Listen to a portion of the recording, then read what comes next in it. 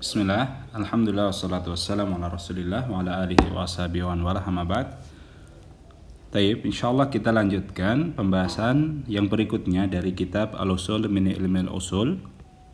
Kemarin kita sudah membahas tentang babul ijtihad.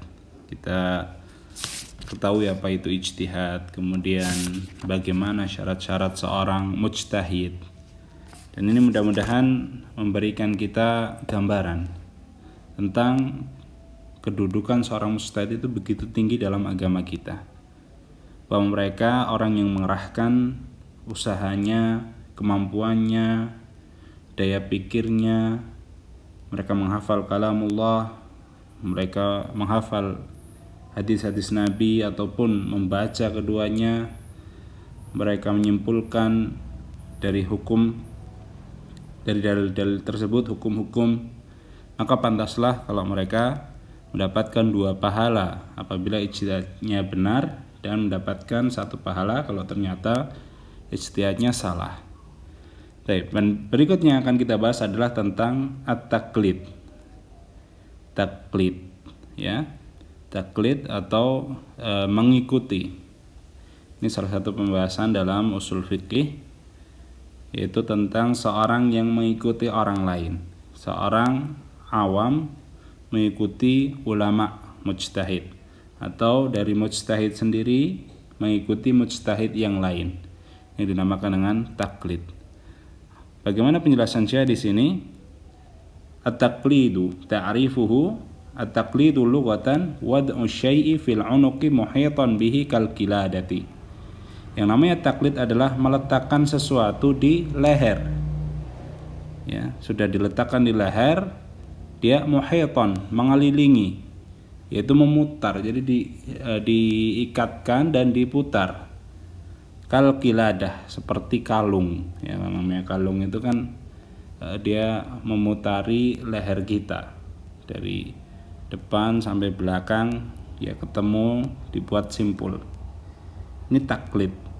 Atau bisa kita katakan taklid ini ya sesuatu yang bisa diseret.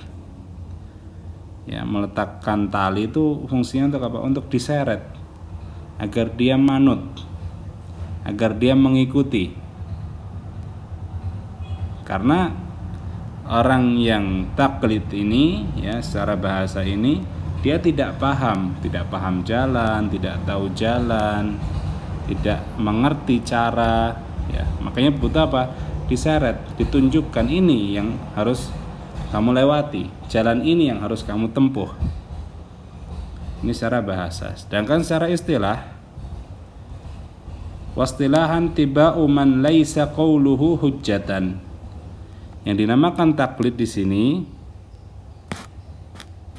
ya, mengikuti, ittiba, mengikuti orang yang ucapannya bukan merupakan hujjah.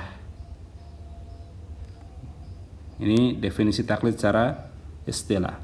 Mengikuti orang yang ucapannya bukan merupakan hujjah.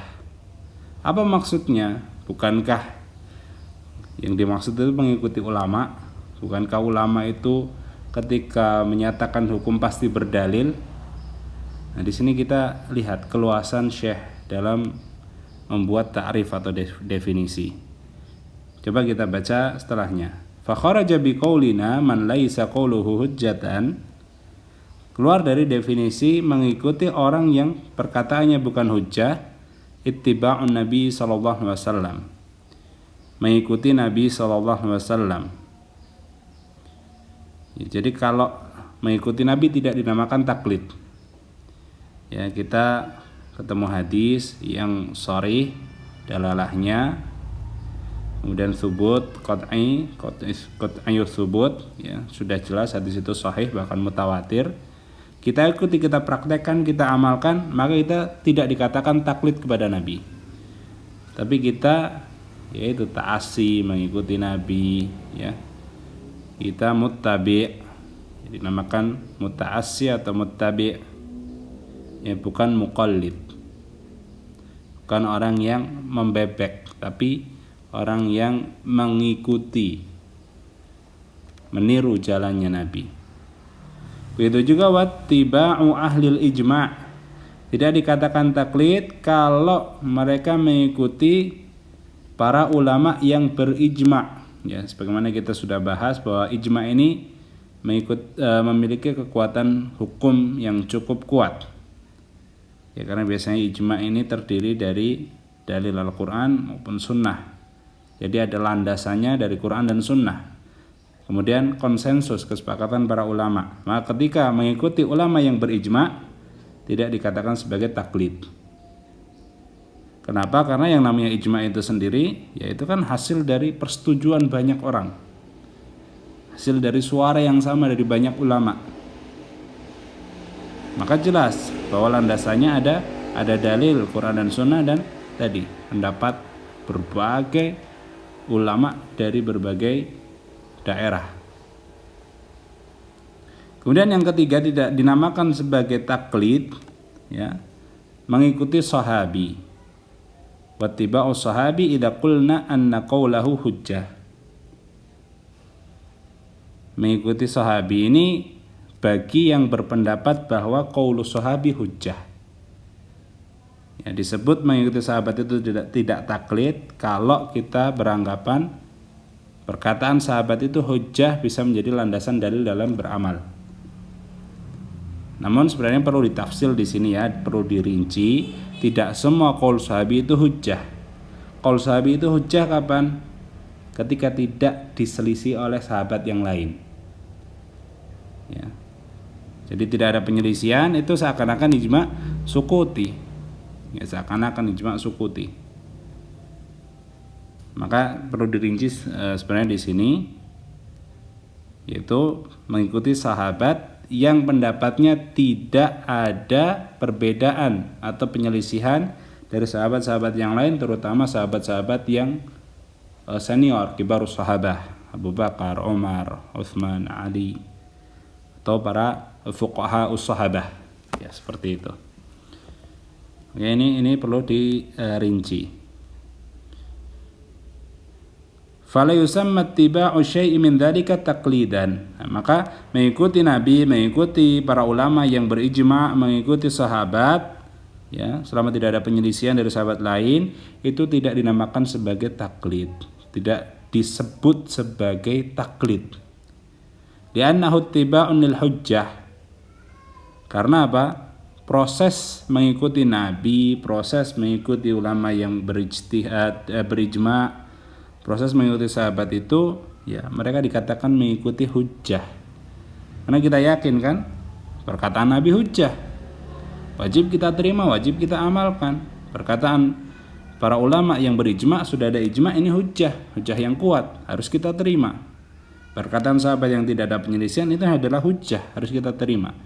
Kalau taklid, mengikuti orang yang ucapannya bukan hujjah. Lakin qad yusamma taqlidan ala wajhil majasi wa tawassu', tapi kadang ya dinamakan sebagai taklid juga.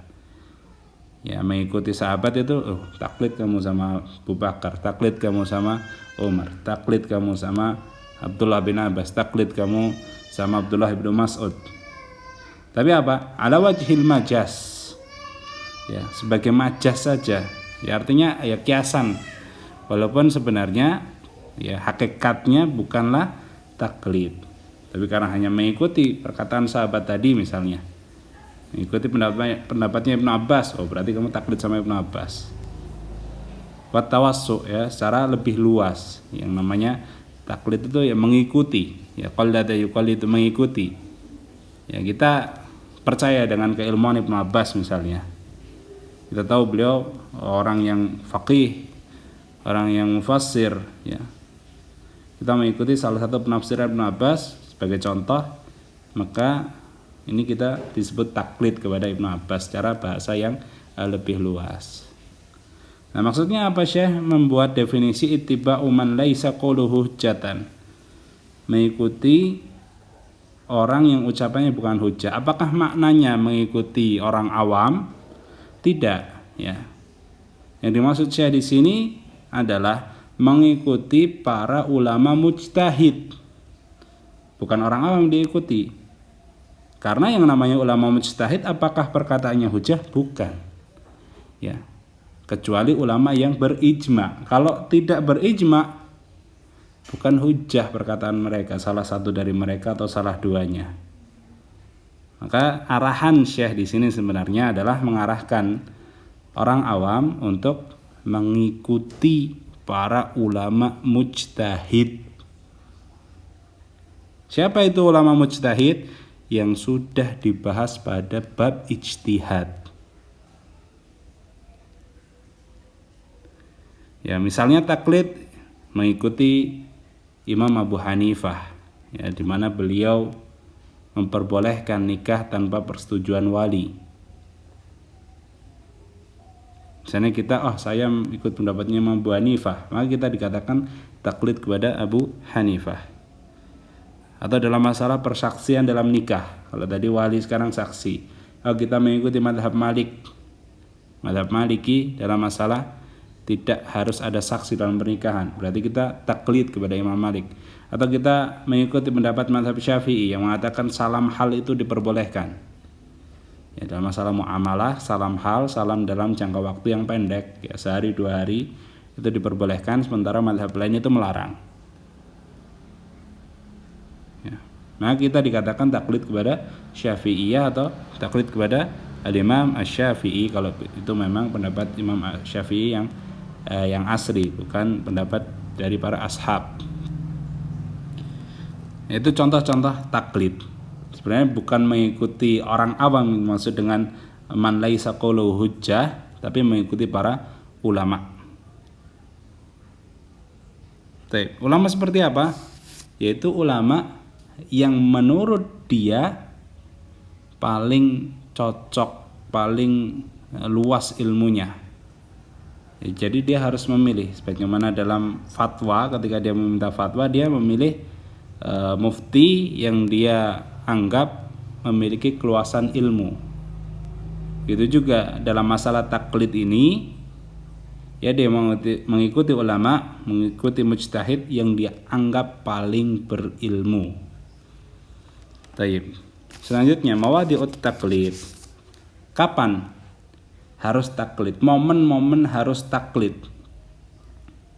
Walaupun mereka kata maudi, ya, mawadi, tempat-tempat taklid. Maksudnya kapan sih harus taklid?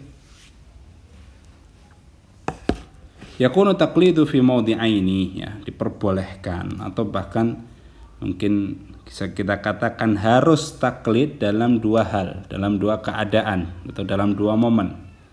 Al-awwalu an yakuna al-muqallidu 'amiyan la yastati'u ma'rifatal hukmi bi nafsihi fa farduhu at-taqlid. Pertama, muqallid ini adalah orang awam. Orang awam itu siapa? Orang awam yang orang enggak kenal dalil.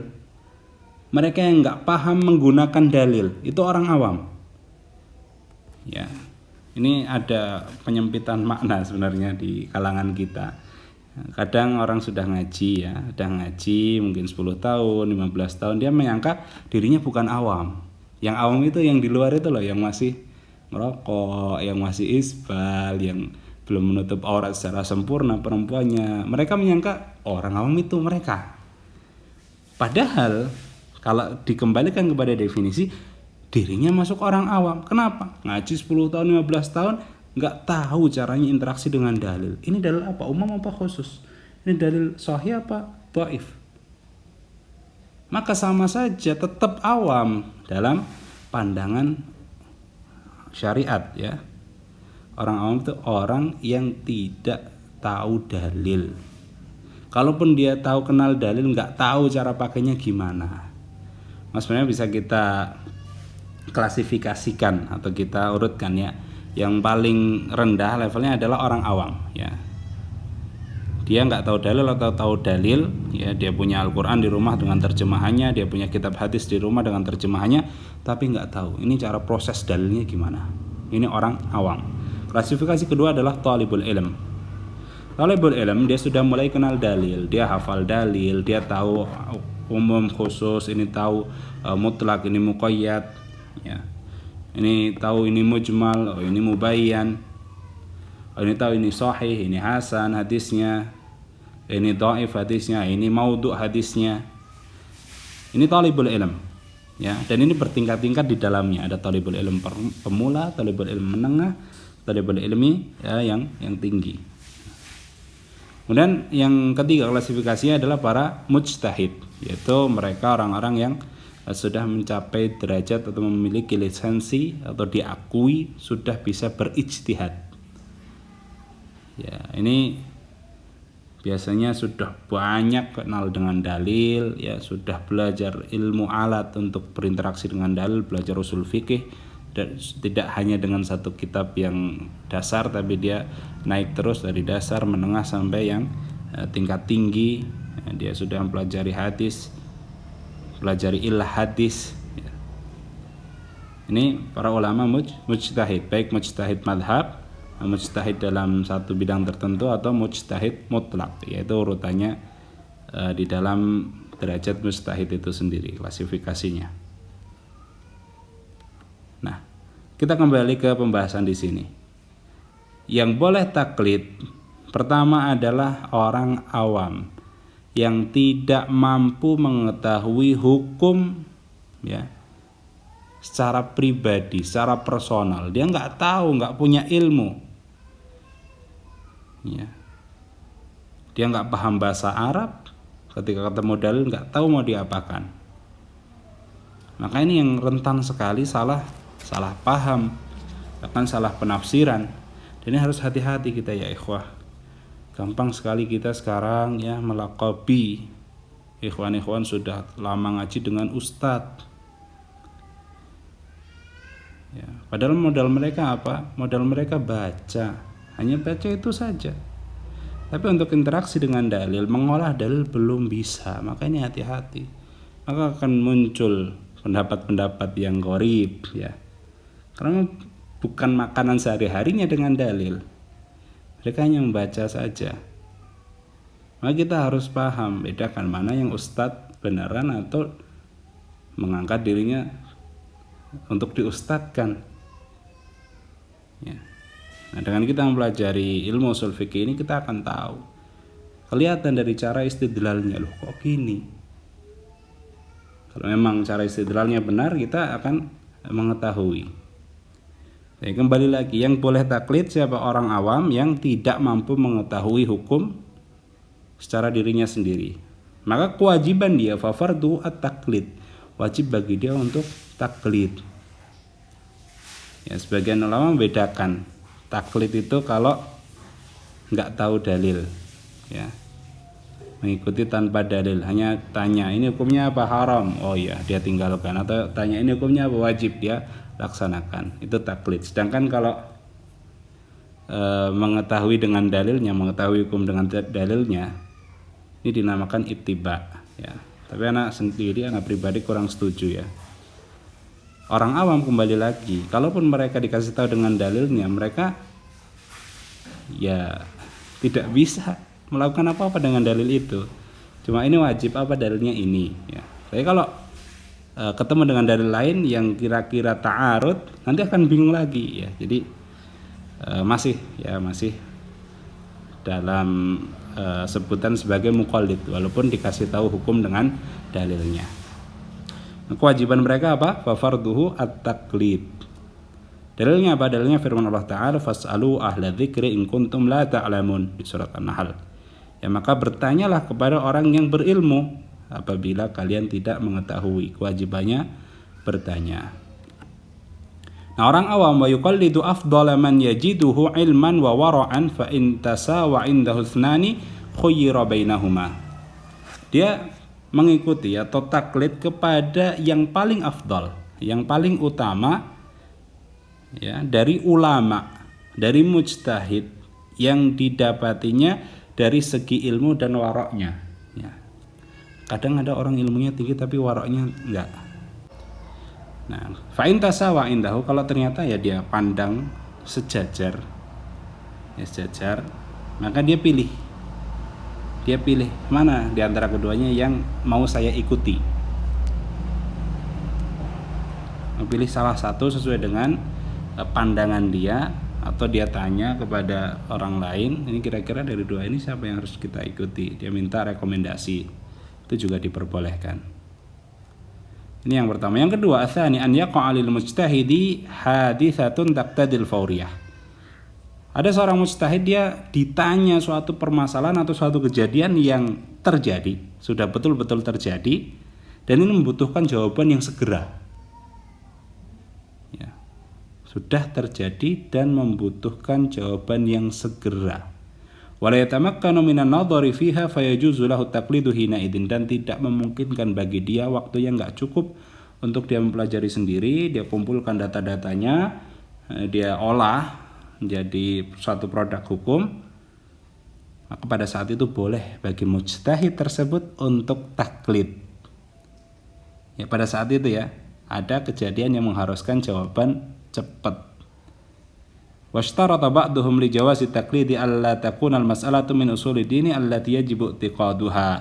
Dan sebagian ulama mempersyaratkan ya mujtahid ini boleh taklid, tapi bukan dalam permasalahan yang termasuk dalam pokok agama, masalah keimanan, masalah Allah, ya masalah hari akhir misalnya. Ini wajib untuk diyakini, maka nggak boleh taklid di sini. Ya, harus mengikuti dalil. Li'anna al-aqaida yajibul jazmu fiha, karena yang namanya masalah akidah ini wajib harus dengan tegas, dengan dalil yang kuat. Wa taqlidu innama yufidu dhann faqat, dan taklid hanya memberikan manfaat berupa apa? Adh-dhann, hanya memberikan faedah berupa persangkaan saja. Namun warrajih anna dzalika laisa bisyartin, kata Syekh, yang rajih hal ini bukanlah syarat. Ini berdasarkan keumuman firman Allah Ta'ala, fas'alu ahla dzikri in kuntum la ta'lamun. Allah menyatakan, bertanyalah kalian kepada yang lebih tahu, orang yang berilmu, jika kalian tidak mengetahui. Wal ayatu fi siyaqi itsbatir risalah wa huwa min usuliddin. Dan di sini ayat ini berbicara tentang apa? Tentang penetapan kerasulan. Ya. Menceritakan tentang kerasulan. Dan yang namanya kerasulan ini termasuk bagian dari apa? Pokok agama, iman kepada Rasul. Ya. Wali'anna al-'amiya la yatamakkanu min ma'rifatil haqqi bi adillatihi fa idza ta'adzara 'alaihi ma'rifatul haqqi bi nafsihi lam yabqa illa taqlid. Dan orang awam, kembali lagi, dia tidak mungkin atau dia belum mampu mengetahui kebenaran dengan dalilnya. Maka kalau dia tidak bisa saat itu, dia ada uzur untuk mengetahui kebenaran dengan dirinya sendiri, maka yang tersisa hanya apa? Hanya taklid. Hanya taklid. Ini juga berdasarkan firman Allah Ta'ala, fattaqullaha mastata'tum, dan bertakwalah kalian kepada Allah ya semampu kalian. Ya, jadi untuk yang kedua ini sebenarnya ya tadi kembali lagi pembahasannya untuk mujtahid. Ya, kapan mujtahid boleh taklid? Pertama, ada suatu kejadian ya, belum ada hukumnya. Ini kejadian nawazil, mungkin nawazil, kejadian kontemporer, belum ada hukumnya.